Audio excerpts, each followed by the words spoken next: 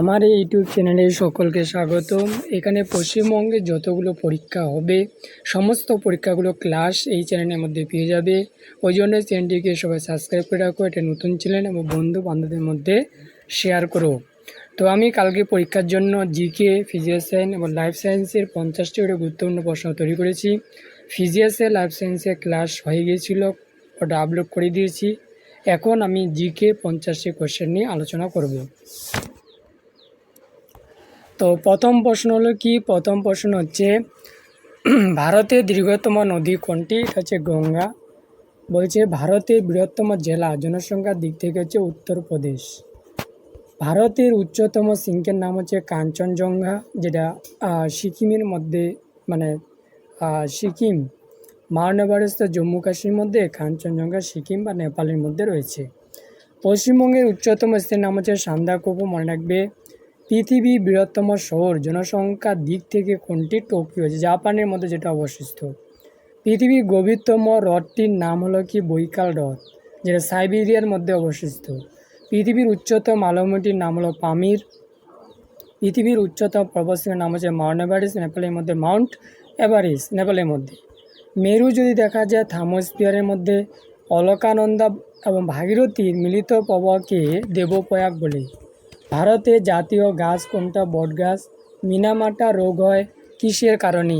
মাটা রোগ হচ্ছে পারদের কারণে। ভারত ছাড়া আন্দোলন কবে হয়েছে?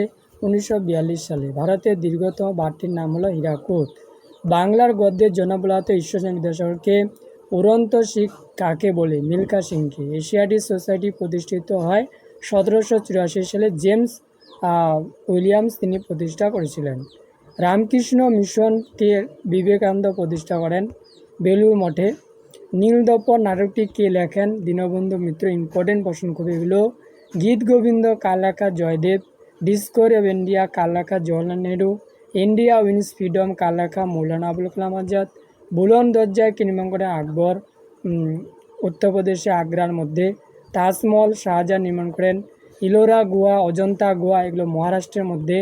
ভোপাল গ্যাস দুর্ঘটনা কোথায় ছড়িয়ে পড়েছিল? মানে যে গ্যাসটার নাম হলো মিথাইল আইসোসায়ানেট। নেট হবে কিন্তু। পানিপথের প্রথম যুদ্ধ 1526। পলাশী যুদ্ধ 1757। চিরস্থায়ী বন্দোবস্ত কর্নওয়ালিস তিনি করেন।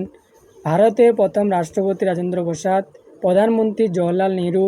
ভারতের প্রথম মুখ্য নির্বাচন কমিশন হচ্ছে সুকুমার সেন। ইম্পর্টেন্ট। ভারতীয় সংবিধানে আতি জলীয় অবস্থা জারি করা হচ্ছে 360 ধারায়।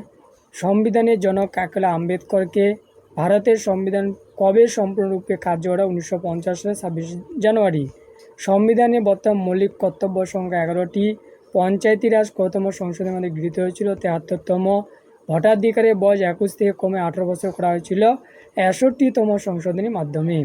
ভারতের জাতীয় পতাকার নকশা কে তৈরি করেন? পিঙ্কালি ভেঙ্কাইয়া। কবে ভারতের জাতীয় পতাকা গৃহীত হয়েছিল? 22 জুন 1948 সালে। জাতীয় পতাকার দৈর্ঘ্য এবং প্রস্থ। দৈর্ঘ্য 3, প্রস্থ হল 2। জাতীয় পতাকার সাদা রঙকে কী নির্দেশ করে? শান্তি ও সত্য। জাতীয় পতাকার সবুজ রঙ কী নির্দেশ করে? সমৃদ্ধ উন্নয়ন।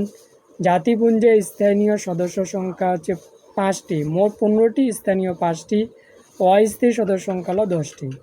জাতিসংঘের সদর দপ্তর কোথায়? New York. জাতিসংঘের বর্তমান সদস্য সংখ্যা হলো 193টি। রবীন্দ্রনাথ ঠাকুর গীতাঞ্জলির জন্য নোবেল পুরস্কার পেয়েছে 1913 সালে। অমর্ত্য সেন কিসে নোবেল পুরস্কার পান? অর্থনীতিতে। পশ্চিমবঙ্গের দীর্ঘতম সেতুটির নাম হলো জয় সেতু। এখান থেকে 50 কোশ্চেন শেষ। তো তোমরা কি করবে? চ্যানেলকে সাবস্ক্রাইব করবে, বন্ধুদের শেয়ার করবে বাকি আরও পরীক্ষার প্রতিদিন ভিডিও পাওয়ার জন্য।